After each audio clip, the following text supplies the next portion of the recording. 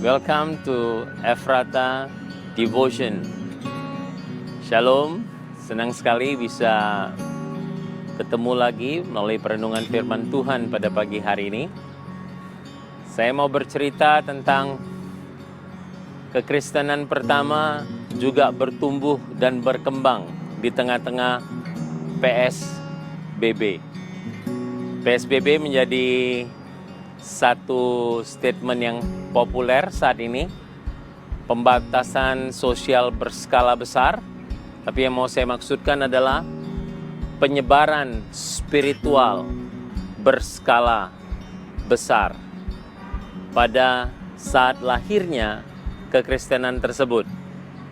Setelah gereja dilahirkan oleh Roh Kudus di Kisah Para Rasul pasal 2, kemudian khotbah Petrus, pasal 2 dan pasal 3. Pasal 4 sudah berhadapan dengan mahkamah agama. Kekristenan terus mengalami penganiayaan. Dan puncaknya di Kisah Rasul pasal 8 ayat 4, dikatakan mereka yang dianiaya, mereka yang disiksa tersebut menyebar ke berbagai daerah. Itu yang disebut dengan PSBB.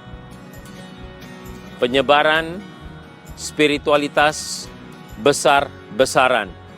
Dalam waktu 28 tahun, sebagian wilayah yang ada di Eropa sudah menjadi Kristen oleh orang-orang yang dianiaya tersebut.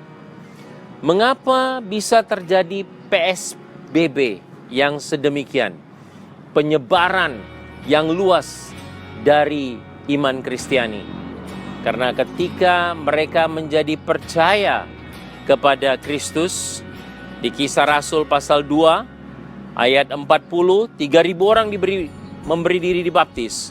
Langsung di ayat 41 dikatakan, mereka tekun dalam pengajaran, persekutuan, memecahkan roti atau yang disebut ibadah, dan doa.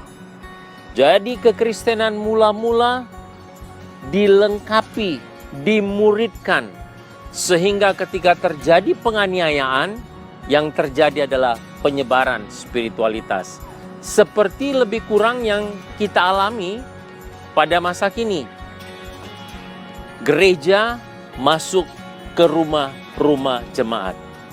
Dulu jemaat yang datang ke gedung, sekarang gereja masuk ke rumah-rumah jemaat.